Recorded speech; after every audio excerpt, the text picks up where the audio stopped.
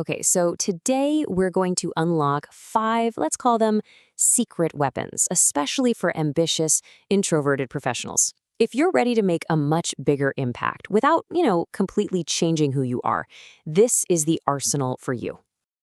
Does this feel familiar? You know you're skilled, you know you're competent, but because you have a quieter nature, you just feel overlooked. This is especially true on remote teams, right? Where it feels like the loudest person in the virtual room is the one who always wins.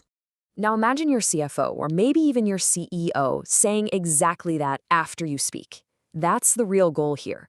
And we're going to show you how you can earn that reaction, not by just being louder, but by being way, way smarter in how you communicate your ideas. And this, right here, this is the core of the problem we're trying to solve.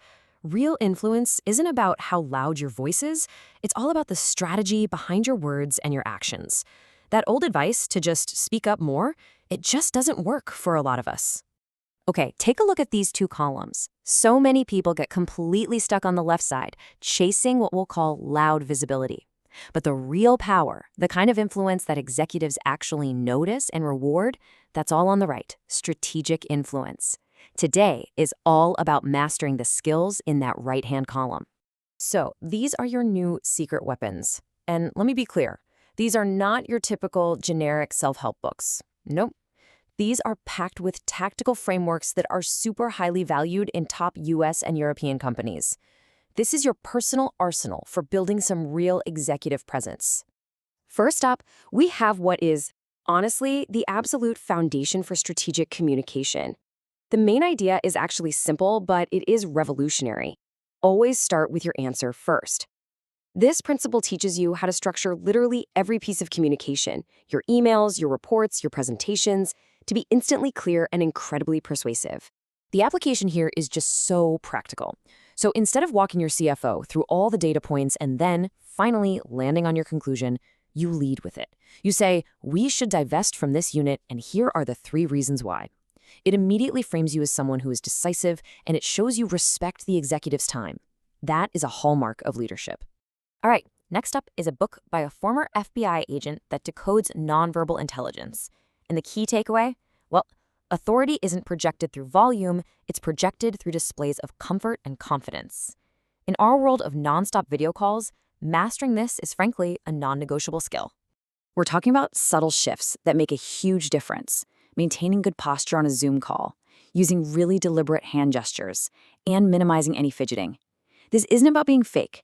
It's about signaling that you are calm and totally in control of your material. It lets your quiet confidence fill the space so you can command attention without having to fight for it. Our third weapon is basically the definitive playbook for any new role or project you take on. The central idea is that you have to accelerate your learning and secure some early wins within your first 3 months to build momentum. It's all about being methodical, not just being busy. The book gives you this methodical plan, breaking it all down into these really clear steps. When you join a new company or take on a big project, especially if you're remote, having a framework like this lets you build influence fast in those absolutely critical first 3 months.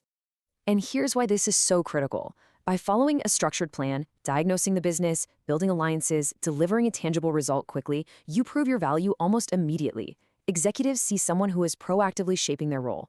You're replacing the uncertainty of a new hire with the confidence of a strategic asset. Okay, now let's talk about results. This book introduces the framework that Silicon Valley and pretty much everyone else loves, OKRs. That stands for objectives, the big, ambitious what you want to achieve, and key results, the measurable how you'll know you actually got there. It's a system for proving your value with data, not with volume. So instead of saying something like, I worked really hard on the budget, you can now say, my analysis led to a 15% cost reduction in Q3. See the difference? This framework teaches you to communicate your impact in a quantitative way, which shifts the whole conversation from effort to outcomes. The impact on your career here is just massive. I mean, when you frame your contributions as OKRs, you completely shift the conversation from I was busy to I achieved this specific outcome. It directly links your work to the company's biggest goals, and that makes your influence undeniable. Your results are doing all the talking for you. Our final weapon is a mental model from a world champion poker player for making brilliant decisions when you're facing uncertainty. And the core principle is pretty revolutionary. You have to separate your decision-making process from the final outcome. A great decision can still have a bad result, and a bad decision can sometimes get lucky. True leaders really understand this difference. This is so powerful when you're presenting recommendations that have uncertain futures. You can present your decision as a bet, outlining the probabilities and the potential payoffs.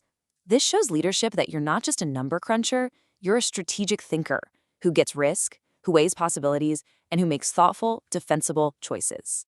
So, when you put all 5 of these weapons together, this is what you get: a complete, integrated skill set for strategic influence that actually feels authentic to your thoughtful nature. It's a truly powerful combination. And that, right there, is the crucial point. Your natural tendency to think before you speak isn't some weakness you have to overcome.